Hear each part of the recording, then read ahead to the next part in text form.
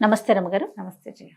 రమగారు, కొంతమంది అనుకుంటుంటాం సాధారణంగా, ఎప్పుడు ఓడిపోతున్నాం, ఎంత ప్రయత్నించినా కూడా ఫలితం దక్కట్లేదు, విజయం రావట్లేదు, ఏం చేయాలి, ఎలాంటి స్తోత్రాలు చదువుకోవాలి, ఇలాంటి ప్రశ్న ఎప్పుడు ఉంటుంటుందండి కదా. వారికి ఏదన్నా ఒక సలహా అట్లా ఏదన్నా ఇస్తారా మీరు? జీవితంలో ఓడిపోతున్నాం అనిపిస్తుంది. పోటీ పరీక్షల్లో అంటే బ్యాంక్ టెస్ట్లు అవి రాస్తారు, సక్సెస్ రాదు. అవును. భార్యల దగ్గర, భర్తల దగ్గర, కుటుంబంలోనూ ఓడిపోతారు. బిజినెస్ అనుకున్నది సక్సెస్ మీట్ కారు, ఏదో పండగలకి టార్గెట్లు పెట్టి అవ్వదు. ఇలాంటప్పుడు అపరాజిత స్తోత్రం చదువుకుంటే చాలా బాగుంటుంది జయ. అపరాజిత స్తోత్రం. అపరాజిత చాలా ప్రత్యేకమైనది, ఇది అందరికీ తెలిసిందే. కానీ మనం ఏ శ్లోకాన్ని అయితే చెప్పుకుంటున్నామో అది అపరాజిత స్తోత్రంలోది అనే అవగాహన మాత్రం ఉండదు, అంతే మనకి. సాధారణ అంటే కొంచెం తక్కువే వింటాం. ఎందుకంటే లక్ష్మీ స్తోత్రం అని, దుర్గామాతకి సంబంధించి ఇలాంటివి వింటాం తప్ప ఇవి ఎక్కడ దొరుకుతుందండి మనకి? ఎట్లా? అన్ని స్తోత్రం నిధి యాప్ల్లోనూ దొరుకుతుంది, అన్ని పుస్తకాల్లోనూ దొరుకుతుంది. ఇప్పుడు అపరాజితాదేవి అనగానే ఆవిడెవరో అనిపిస్తుంది. అదే మనం దసరా 9 రోజులు పూజ చేస్తామా? అవును.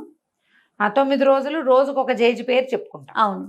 ఆఖరి రోజున ఏం చేస్తాము? విజయదశమి నాడు 9 రోజులు అయిపోయాక 10వ రోజున రాజరాజేశ్వరి దేవిని అపరాజిత పూజ ఆ రోజు చేసేది.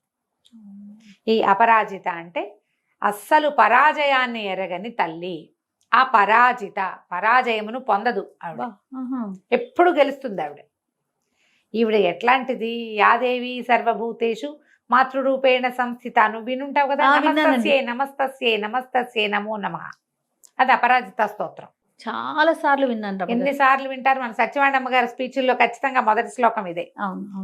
యాదేవి సర్వభూతేషు మాతృరూపేణ సంస్థిత నమస్తస్యై నమస్తస్యై నమస్తస్యై నమో నమః.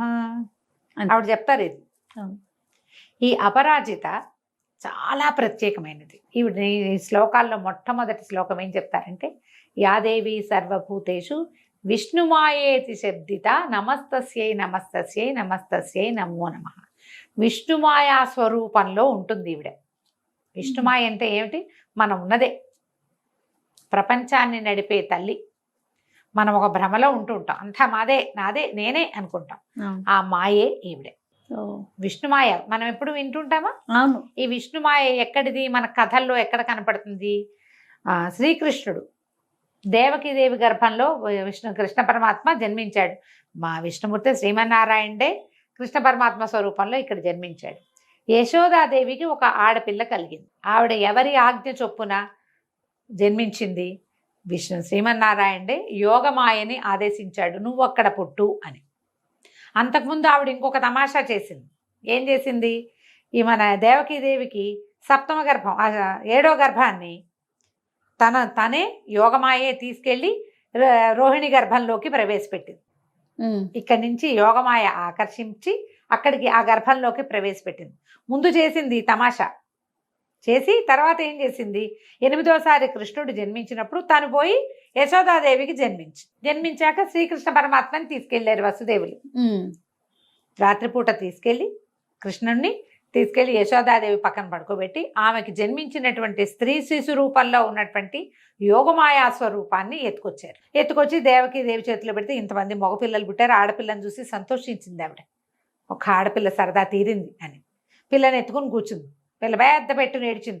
అప్పటిదాకా మాట్లాడకుండా ఊరుకుని, ఆ ఊరు నుంచి ఈ ఊరికి నడిచొచ్చేదాకా ఊరుకుని తల్లి చేతుల్లోకి వెళ్ళాక వాళ్ళని నిద్ర లేపడానికి ఏడ్చింది.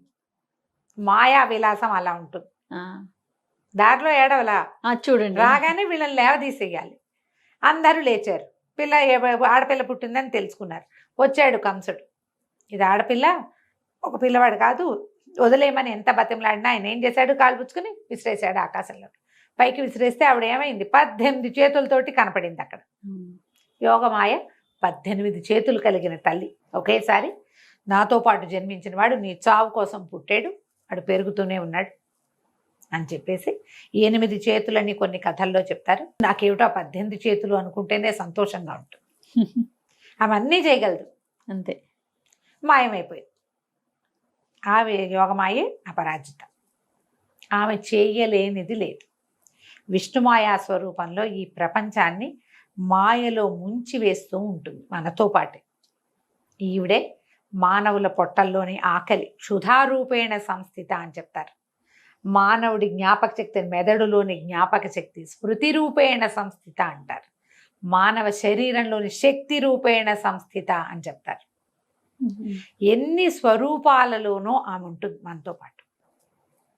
మన ధైర్యం, మన శౌర్యం, మన ఆకలి, మన నిద్రారూపేణ సంస్థిత చెప్తారు. యాదేవి సర్వభూతేషు నిద్రారూపేణ మానవులు అంటే మనమే కాదు, అసలు జీవులలో ఉంటుంది. మనలోనే ఉండేటువంటి శక్తి, ఆమెని మనం నిద్రలేపుతాం. ఛాయారూపేణ సంస్థిత కూడా చెప్తారు. సింపుల్ స్తోత్రం, అన్నీ ఇలాగే ఉంటాయి. యాదేవి సర్వభూతేషు ఛాయారూపేణ సంస్థిత నమస్తస్యై నమస్తస్యై నమస్తస్యై నమో నమః. యాదేవి సర్వభూతేషు క్షుధారూపేణ సంస్థిత నమస్తస్యై నమస్తస్యై నమస్తస్యై నమో నమః. అన్నీ ఇంతే, సింపుల్ కదా, చాలా తప్పులు వస్తాయన్న భయం లేదు, ఈజీగా నేర్చుకోవచ్చు. దీంతో ఏం చేస్తున్నాం, మన లోపల ప్రాణులలో మనలో ఇమిడి ఉన్నటువంటి మహాశక్తి స్వరూపాన్ని తట్టి లేపుతున్నాం లే అని చెప్తున్నాం. ఆ లేపేటువంటి అపరాజిత స్తోత్రాన్ని గనక చదువుకుంటే రెగ్యులర్గా నియమంతో ఇక్కడ ఏమీ ఆలోచించక్కర్లా, దీనికి ప్రత్యేకమైనది అదేదో కావాలి ఇదేదో కావాలి ఏమీ లేదు. రోజువారీ మీరు దీపారాధన చేసుకోండి, ఒకసారి ఒక ధూపం చూపించండి, ఒక్క పుష్పం అమ్మవారి పాదాల చెంత.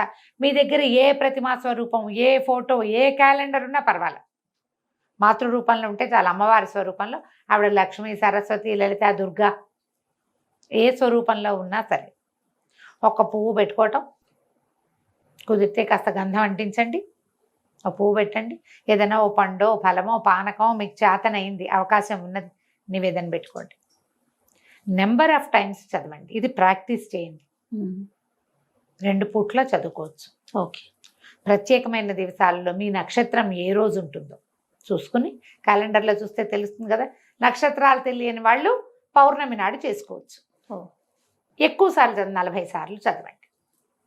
మీకు ఏదైనా సమస్య ఉంటే నెలకు ఒక్కసారి చదువుకోవచ్చు కదా, ఆ రోజు కుదుర్చుకోవచ్చు.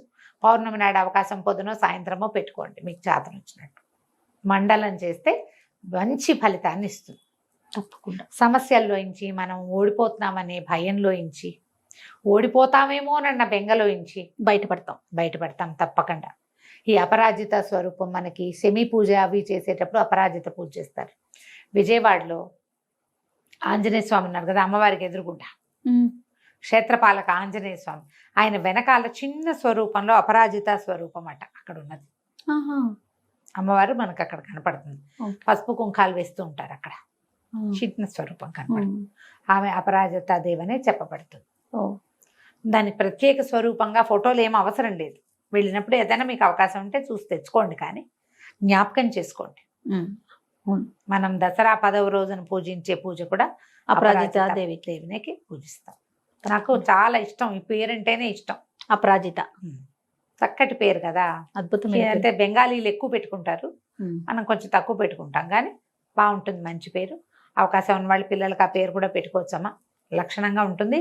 ఇప్పుడు లలితా సహస్రం లాంటి పెద్దవి అవి చేయలేక, చేతకాక, లేకపోతే కుదరక, వాటికి ఏమైనా నియమాలు ఉన్నాయేమోనని భయపడి అది చేయలేని వాళ్ళు సులువుగా ఉండే ఈ స్తోత్రాన్ని తీసుకోండి, చక్కగా చదువుకోవచ్చు. ఏదైనా సింపుల్ నివేదన పెట్టండి. 40 సార్లు చదవలేమండి, ఇంకా తక్కువ చెప్పండి అంటే 9 సార్లు పెట్టుకోండి. ఓకే, 9 టైమ్స్ మీ జన్మ నక్షత్రం రోజున కానీ పౌర్ణమి నాడు కానీ చేయండి. రోజువారీ ఒకసారి చేసుకోండి. ఓకే, బాగుంటుంది. నమస్తే. సుమన్ టీవీలో మీ పర్సనల్ అండ్ బిజినెస్ ప్రమోషన్స్ కోసం కింది నెంబర్కి కాంటాక్ట్ చేయండి.